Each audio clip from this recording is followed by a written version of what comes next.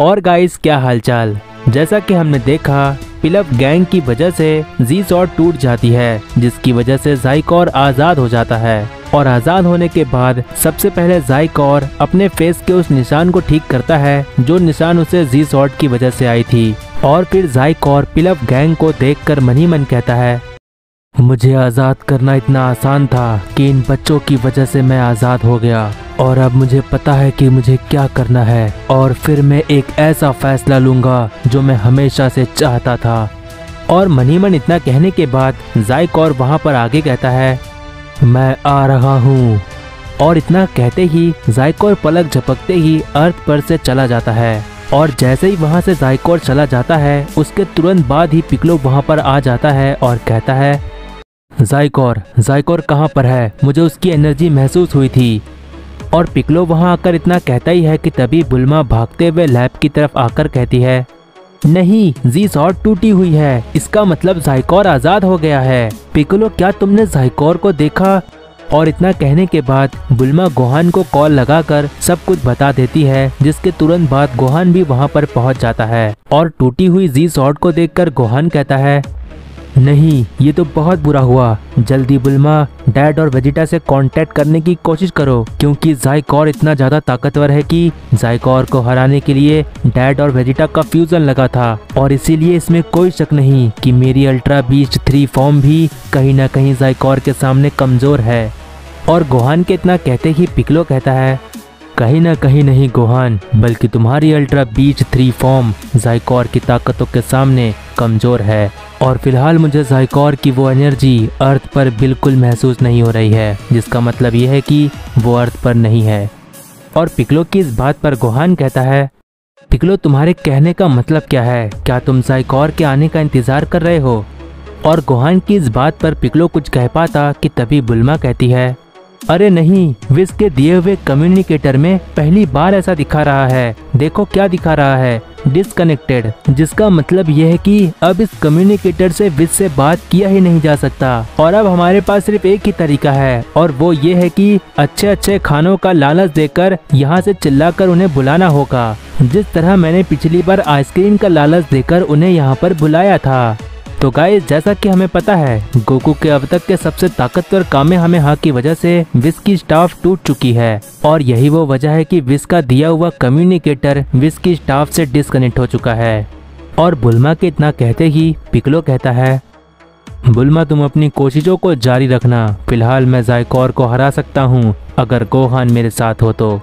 और पिक्लो की इस बात पर गोहान कहता है, पिक्लो, आखिर तुम्हें हो क्या गया है, ये जानते हुए कि ज़ाइकोर बहुत ज़्यादा ताकतवर है। और गोहान की इस बात पर पिक्लो कहता है, मैं यही तो तुम्हें समझाना चाहता हूँ गोहान, मैं पिछले कुछ हफ्तों से हाइपर बॉयल टाइम चैम्बर का इस्तेमाल कर रहा हूँ, और सच कहूँ गोहान तो मैंने देवताओं के बराबर का एक ऐसा ट्रांसफॉर्मेशन हासिल किया है जिसके बारे में तुम सोच भी नहीं सकते। हाइपर बॉयल टाइम चैम्बर का ग्रेविटी पहले से कई गुना ज़्यादा बढ़ चुका है, और ये सब कुछ मिस्टर पोपो की वजह से ही हो पाया है। और पिक्लो की इस बात पर गोहान शॉक्ड होकर कहता है, एक मिनट पिक्लो, तुमने कहा तुम्हारे पास एक नया ट्रांसफॉर्मेशन है जो देवताओं की बराबरी कर सकता है। और गोहान की इस बात पर पिक्लो कहता है, मैंने कई बार कोशिश किया गोहान कि मैं तुम्हें अपने साथ हाइपर बॉयल टाइम चैम्बर ले जाऊं, लेकिन तुम काफ़ी ज़्यादा बिजी रहते थे, और यहाँ तक कि तुम छुप कर ट्रेनिंग भी किया करते थे, इसीलिए मैंने तुम्हें नहीं बुलाया। लेकिन मैंने हाइपर बॉयल टाइम चैम्बर की वजह से मैंने लगभग 10 साल की ट्रेनिंग कंप्लीट की है। और सच कहूँ गोहान, मुझे इस बात का बिल्कुल अंदाज़ा नहीं था कि एक नेमेकियन होने के बाद भी मैं एक गॉड फॉर्म को हासिल कर सकता हूँ। और पिक्लो इतना कहता ही है कि तभी बुल्मा कहती है, गोहान और पिक्लो, अब सब कुछ तुम दोनों के ऊपर है, और तब तक मैं पुराना तरीका इस्तेमाल करती हूँ जिसकी वजह से गोकू और वेजिटा दोबारा अर्थ पर आ सकें। और इतना कहते हुए बुल्मा वहाँ से परेशान होकर चले जाती है। तभी वहाँ पर गोहान कहता है, पिक्लो, क्या मैं तुम्हारी उस नई ट्रांसफॉर्मेशन को देख सकता हूँ? गोहान की इस बात पर पिक्लो कहता है, आओ गोहान, किसी खाली जगह चलें।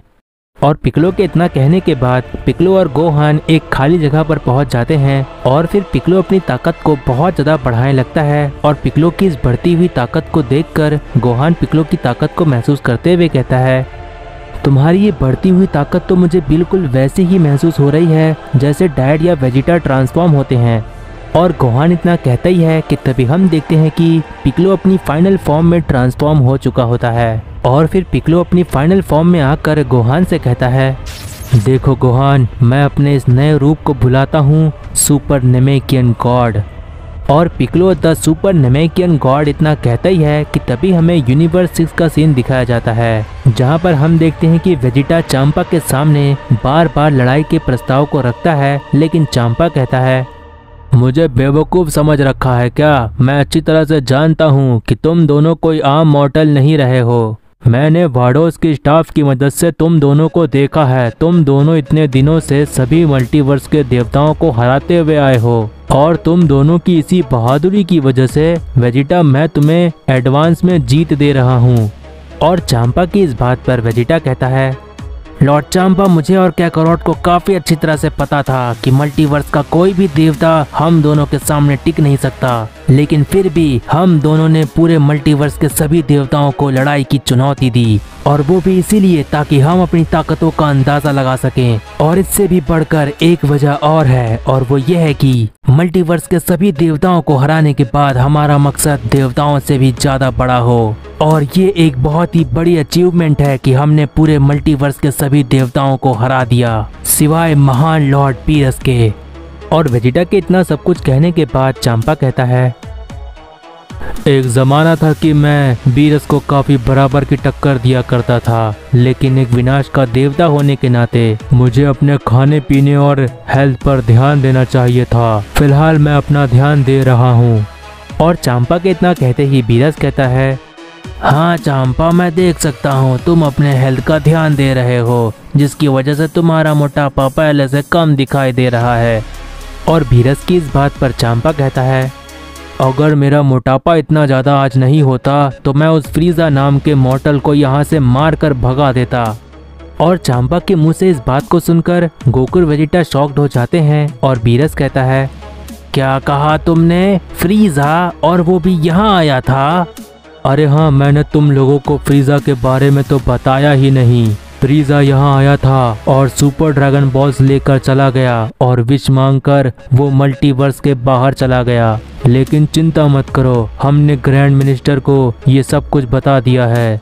और चांपा की इस बात पर वेजिटा कहता है, क्या उसने सुपर ड्रैगन बॉल्स का इस्तेमाल किया और वाडोस तुमने रोका भी नहीं? और वेजिटा की इस बात पर वाडोस कहती है, वेजिटा में एंजल लॉ को तोड़ नहीं सकती। एंजल अपने कानून में होते हैं और वो किसी भी मॉर्टल के बीच नहीं आते हैं। हम एंजल कानून को तभी तोड़ सकते हैं जब कोई मॉर्टल गॉड ऑफ डिस्ट्रक्शन को जान से मारना चाहे। और एंजल लॉ को तोड़ने का मतलब तुम अच्छी तरह से जानते हो वेजिटा, जो एंजल मेरस के साथ हुआ। और वाडोस की इस बात पर वेजिटा कहता है, हमें इस बात की खुशी थी कि हमने फ्रीजा के ब्लैक फॉर्म को ताकत के मामले में पीछे छोड़ दिया था, लेकिन ये काफी सोचने वाली बात है। फ्रीजा पहले से ही काफी ज्यादा ताकतवर था, उसके बाद भी उसने सुपर ड्रैगन बॉल का इस्तेमाल क्यों किया? और वो मल्टीवर्स के बाहर आखिर क्या कर रहा है?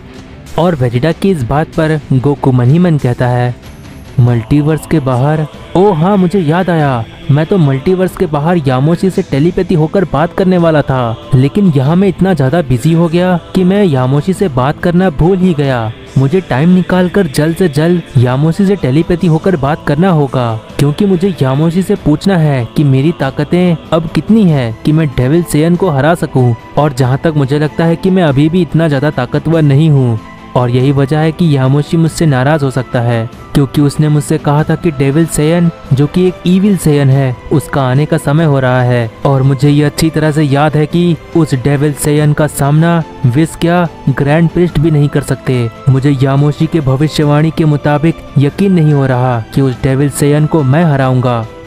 और गोकू मन ही मन इतना कह रहा होता है कि तभी वेजिटा गोकू को चिल्लाकर कहता है, क्या करोट, फ्रीजा ने सुपर ड्रैगन बॉल्स का इस्तेमाल किया है और तुम कुछ कह क्यों नहीं रहे?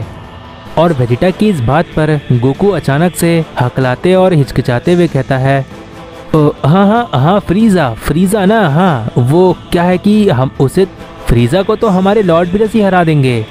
और हिचकिचाते हुए अचानक से गोकू इतना कहता ही है कि तभी बीरस कहता है, भूल जाओ, मेरा मन उस छिपकली से लड़ने का बिल्कुल नहीं है। और बीरस के इतना कहते ही गोकू कहता है, मेरा मतलब वेजिटा, हमें परेशान होने की जरूरत नहीं है। लॉर्ड बीरस हो या तुम हो या मैं हूँ, हम में से कोई भी फ्रीजा को आराम से हरा सकता है। और रही बात सुपर ड्रैगन बॉल्स की, तो हमें सिर्फ और ज्यादा ताकतवर होना होगा, क्योंकि इसके अलावा हम और कुछ नहीं कर सकते। और गोकू की इस बात पर वेजिटा कहता है, तुम्हारी बात में दम है काकारोट, मैं भी इतना सब कुछ सोचने के बाद यही कहने वाला था। और फिर वेजिटा विस से भी कहता है, तो विस, डिवाइन टाइम चेम्बर का समय कब आ रहा है?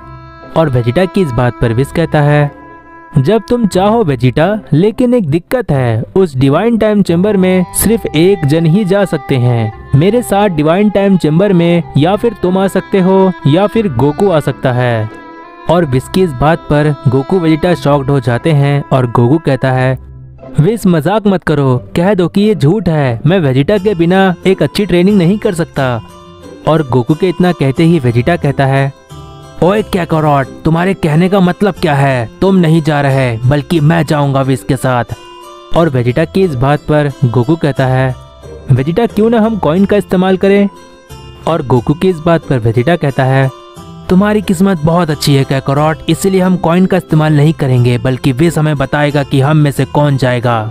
और वेजिटा की इस बात पर विस कहता है, मेरे हिसाब से वेजिटा ने पहले पूछा था, इसीलिए वेजिटा जाएगा। मुझे माफ कर देना गोकू, लेकिन चलो मैं तुम्हें डिवाइन टाइम चेम्बर की एक खास बात बता देता हूँ।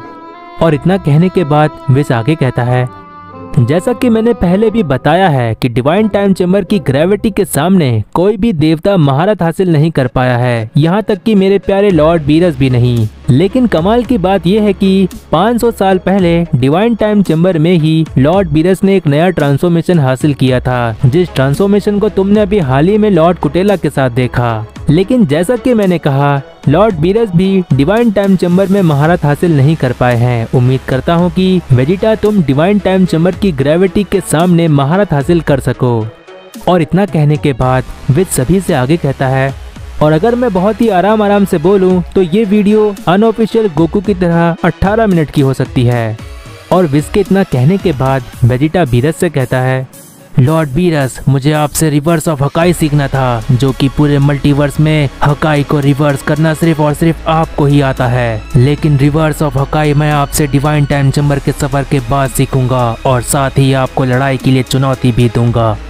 और वेजिटा की इस बात पर बीरस कहता है, ये जानते हुए वेजिटा कि मेरी वो नई ट्रांसफॉर्मेशन किसी की भी जान लेने पर मजबूर हो जाती है, लेकिन फिर भी तुम मुझसे लड़ना चाहते हो। ठीक है, मुझे तुम्हारा इंतजार रहेगा, लेकिन मेरे और तुम्हारी लड़ाई के पहले मैं तुम्हें रिवर्स ऑफ हकाई सिखा दूंगा। और बीरस के इतना कहने के बाद वेजिटा एक स्माइल देता है और विस से कहता है, तो बताओ विस, डिवाइन टाइम चेम्बर तक जाने का रास्ता कहाँ है? और वेजिटा की इस बात पर विस कहता है, बिना मेरी स्टाफ के हम डिवाइन टाइम चेम्बर तक नहीं पहुंच सकते, इसीलिए पहले मैं ग्रैंड प्रीस्ट अपने फादर के पास जाना चाहूंगा, ताकि वो मेरे इस टूटे हुए स्टाफ की जगह एक नया स्टाफ दे सकें।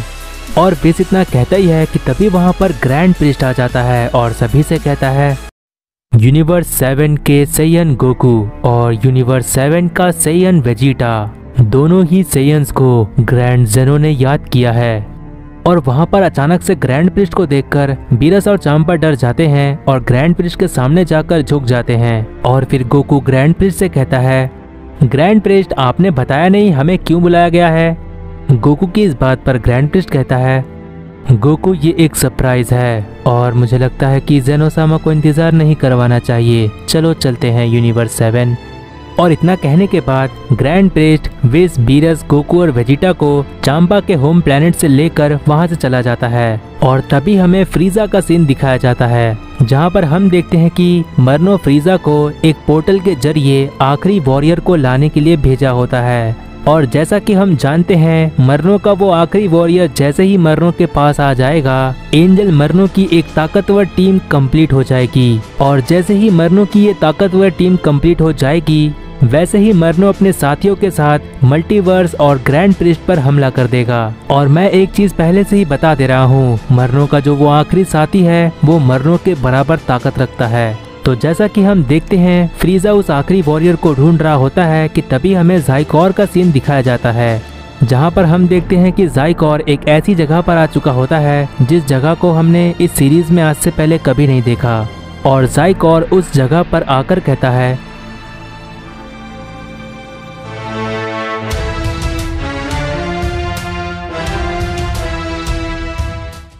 तो गाइज अगर प्रीवियस पार्ट नहीं देखे हो तो चैनल पर जाकर देख लो। जितना हो सके इस वीडियो को अपने फ्रेंड्स में शेयर कर दो और नेक्स्ट पार्ट के लिए कमेंट कर दो, जिससे मुझे पता चलता है कि तुम्हें ये सीरीज पसंद आ रही है। I hope you like this video, make sure to. और तब तक के लिए